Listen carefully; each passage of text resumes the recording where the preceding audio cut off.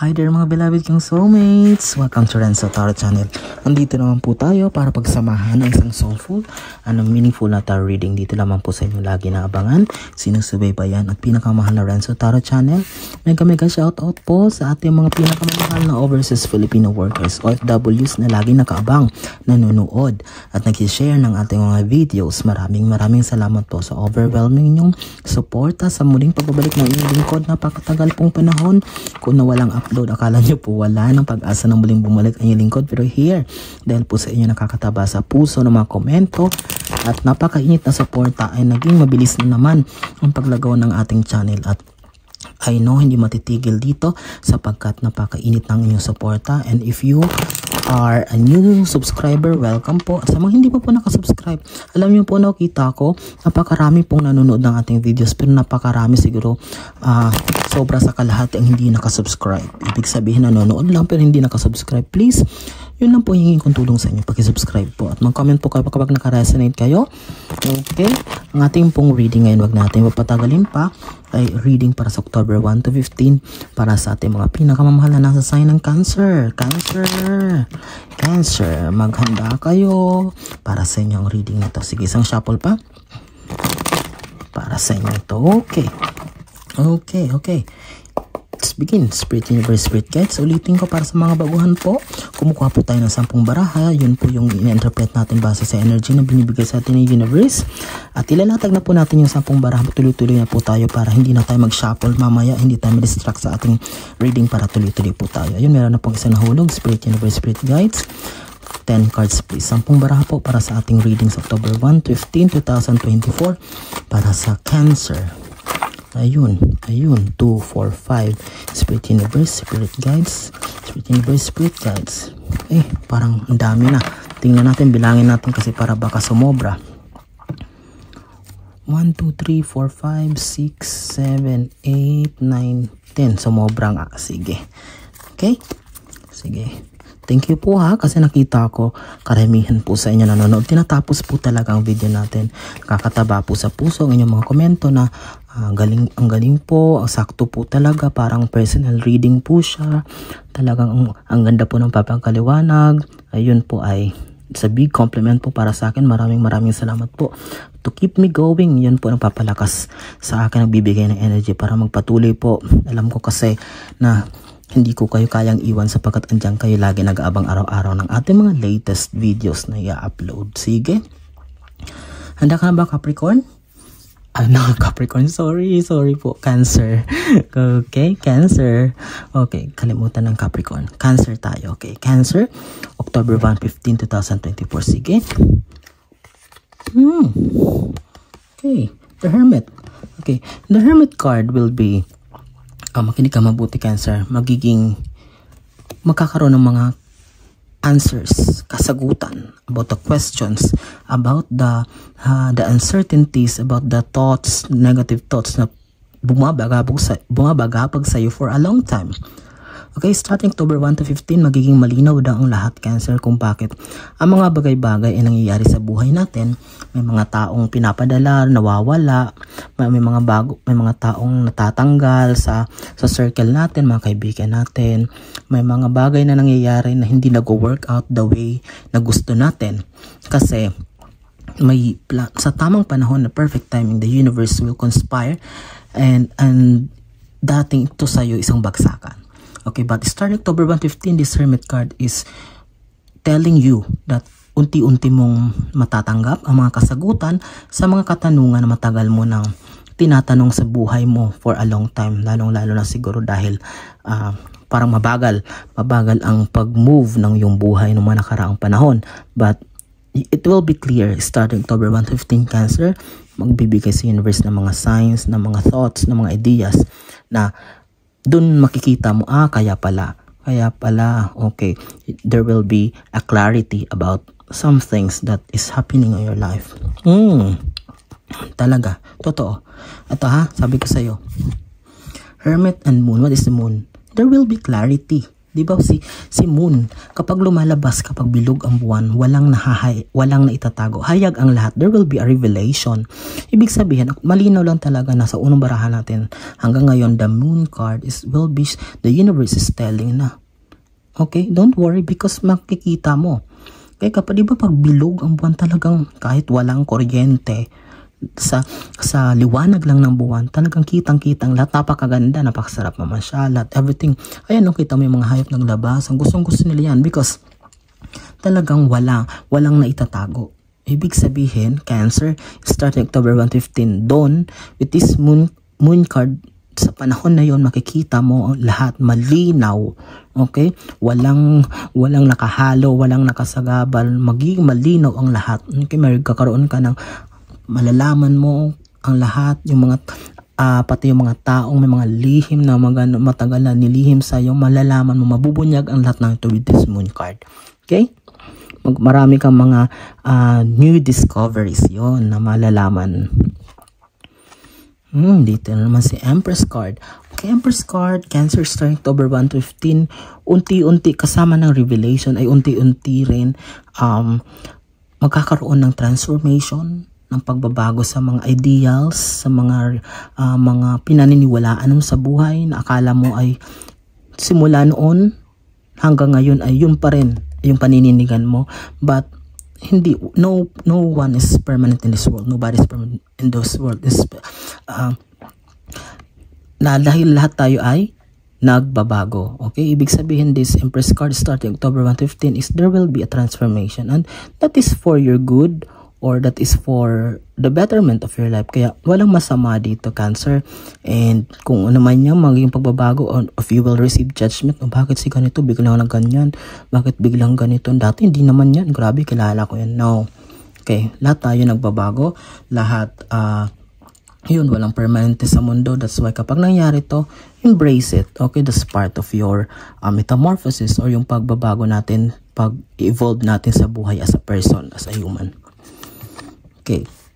Pang-apat is the Seven of Cups here. Here you are, talagang napakarami kang gustong mangyari sa buhay. Okay? Napakarami mong gustong ma-attain, ma-achieve. Here you are, all of your dreams and aspirations. Okay? Although meron ka talagang isang nais na goal na talagang gusto mo simulat sa pool, but you are laying other options. You are considering other alternatives in terms of career or kung ano man tong gusto mong mangyari. Okay, you are a man or a woman of dreams and ambitions in life. Okay, ibig sabihin ni Cancer, talagang marami kang gustong mangyari dahil marami kang gusto mong tulungan, gusto mo iangat ang buhay, and that's a good thing, Cancer. Okay, but this is just showing October 1 to 15. Magkakaroon din ng mga signs sa universe kung alin ba dito sa mga kinoconsider mo ang unti-unting mabibigyan ng mga, kung alin dapat dito i-consider mo. Okay? With the help of the moon card, magiging malinaw ang lahat. Magkakaroon ka ng talino and wisdom kung alin ang iyong i-consider sa mga bagay na ito. Okay. Pang-5, sabi ko sa inyo, tuloy-tuloy tayo. Sige. Naway na stay tuned ha. Naway na susundan nyo. Ano ito? Okay, biglang lumitaw siya. 9 of Wands. Okay, Cancer starting October 1 to 15. There will be some persons, jealous persons, insecure persons, mga taong walang magawang maganda kundi silipan ka ng butas, siraan ka, talk behind your back. Okay, siguro actually, don't worry, huwag kang mag-alala, Cancer, kasi malayo naman to sa circle mo, itong tao na to. The energy that I can feel is wala to sa circle ng family mo, sa kaibigan mo, but parang hindi mo, kilala mo siya pero hindi mo naman talaga yung ka-close. I don't know bakit anong pumapasok sa isip niya, bakit parang minomonitor niya yung kalagayan mo. Okay, it's either inggit lang siya or talagang trip niya lang. But October 1 to 15, there will malalaman mo. Huwag ka mag-alala, malalaman mo yun kasi ito yung moon. Magkikilala mo yan kung sino yan, but to deal with it, just ignore, deadma, kasi negative vibes yan, maapektuhan ka. Okay? Huwag papatol, Cancer. Justice card. Okay. Justice card ay may kinalaman sa in terms of law and order. siguro mayroong iba sa inyo na mag-aasikaso ng papers in applying to some related to law and order, nag-aantay ng result in terms like merong mga lawyer, di ba? Kakatapos lang ng bar exam. Tingnan natin yung magiging result, but it's related. Merong tatakbo na sa politics, Cancer, kasi malapit ng filing, justice. May mag-apply sa police, army, navy, everything, sheriff, judge, or whatsoever. It's all about justice or law and order. It's all about batas. Okay? Yun naman kinalaman. Wala naman sinabi dito na may magkakaroon ng kaguluhan or may involve ka kasi wala namang case na lumalabas. But this is justice card, just showing na Cancer, ito talaga yung profession na kinabibilangan mo. Okay? Actually, kahit every time na nagre-reading ako sa Cancer, talagang lumalabas ito yung justice card. Talagang nakaka-relate dito. Maraming nakaka-relate dito, makaka-resonate na Cancer na nagtatrabaho bilang police, nagtatrabaho as a soldier, nagtatrabaho sa barangay, sa munisipyo na may kinalaman sa law and order. Okay? Or sa peace process. Hierophant. Okay? The Hierophant card is starting October 1 to 15 ay daw kasama dito sa pagbabago na mararanasan mo is that magiging grounded ka naman or parang lalakas yung paniniwala mo sa higher being, sa Panginoon, o kung ano man yung pinaniniwalaan mong higher being, kung it's like kung are you Christian or what other religions that you belong, lalakas ito. Okay, ibig sabihin there's nothing wrong with that kasi at least although sa Cancer is more in masculinity or kayo babae, mga medyo matapang-tapang, siga-sigaan kayo, parang ano kayo sa community, but at least makikita na meron pa rin side ng puso mo or ng buhay mo na may pinaniniwalaan ka, especially God or the higher being. Okay? Next is the Page of Wands. Okay. This Page of Wands, tingnan mo, is that Wands represents our emotions. Okay, tingnan mo. There are 3 pyramids sa baba. These pyramids, ito yung dreams. Ito yung mga pangarap mo, diba? It's like a pyramid. But what is the saying sa Page of Wands? Titingnan mo, may unti-unting mga dahon na tumutubo. Ibig sabihin, it's like you take for the other side, the positive side, na baka mamaya na babagot ka na sa kakaantayo. Kailan ba darating ito? Tingnan mo yung maliliit na mga bagay o na mga blessings na dumadating, at least somehow may tumutubo. Or ibig sabihin, kasi baka mamaya sa kakahangad natin ng malaki, na overlook natin yung mga maliliit na blessings na dumarating sa atin. Okay? This Page of Wands is reminding you, Cancer, na maging contented muna. At least somehow may blessings na dumarating. Okay? Kasi kapag naging contented tayo, kapag dumating na yung mga big blessings, wala. It's not a big deal for us kasi nakokontento tayo sa mga maliliit na bagay. Okay? Next, 9th card, Wheel of Fortune. Okay, Wheel of Fortune is a very lucky card. Ibig sabihin, Cancer, for a long time, you have been stagnant. Matagal na panahon na most of the Cancer ay parang naging natenga. Okay, walang improvement na nangyari sa buhay nila. And this is a breath of fresh air. Parang bago to sa iyo. Bakit? Most of the Cancers are parang ilang buwan na parang walang trabaho, nahihirapan sa paghahanap, although parang hindi umaayon yung swerte sa kanila. Especially this 2024 kasi parang hindi umaayon yung swerte sa inyo. But this Wheel of Fortune card is, yun na, this a breath of fresh air para sa inyo kasi magugulat ka out of nowhere. May mga blessings, may mga opportunities na dumarating. At least this is the time that you least expect it. Kung sabihin kung kailan pa yung parang hindi mo talaga in-expect yun dadarating. That's why you will be greatly surprised. Magugulat ka talaga. Lalong-lalo na dun pa sa mga taong hindi mo akala na tutulong sa'yo. Dun pa manggagaling itong mga opportunities or blessings na parating. But this Wheel of Fortune, ayun na, nakatapat siya dun sa 7 of Cups. Cups of your dreams and aspiration. Ibig sabihin, may kinalaman din to siguro sa matagal nyo na inaantay. If you're waiting for the answer sa mga in-applyan yung trabaho. Like, because this is the Cups, diba? Matagal na inaantay nyo, akala nyo wala ng result na mangyayari. But this Wheel of Fortune card is just assuring you na magkakaroon ng positibong bunga ang lahat ng paghihirap mo. Okay?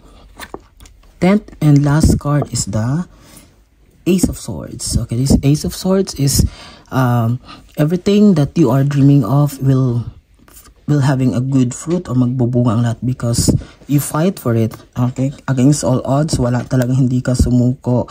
And this sword is that although meron ng mga taong apektuhan, although apektuhan ka physically, mentally, pero talagang you push for it, you fight for it until the end. And that's a good thing for you, Cancer, kasi hindi ka talaga nag-give up until you reach your dream or ultimate goal in life, and that is a good thing for you. And with this Ace of Swords, pinapapatunayan lang nito na talagang bagay sa inyo kung ano man yung ina-applyan yung profession is because you're really tough, and it is very rare sa mga tao na maging talagang grabe yung toughness or yung strength, lalong-lalo na kung may mga problems and hardships na dumadaan sa buhay. Okay? That's it ang ating reading ngayon natin pinagsamahan. Thank you so much. And kapag hindi pa po kayo nakasubscribe, please consider to subscribe to our channel. And sa mga new subscribers natin, maraming salamat po and welcome po sa ating channel. Sa mga hindi pa po nakasubscribe, please mag-comment po kayo pag nakaresonate po kayo sa ating reading ngayon. Maraming salamat po, and please share our videos sa mga kilala nyo, kaibigan nyo, kaklase, kamag-anak na hindi mahilig rin sa tarot reading pero hindi pa po na-discover ang ating channel. Maraming salamat po. Okay? Hanggang sa muli po, sa muli nating pagsasama. Maraming salamat. And mag-iingat po kayo lagi. Mga pinakamamahal kong soulmates, always include me also in your prayers. And God bless us all.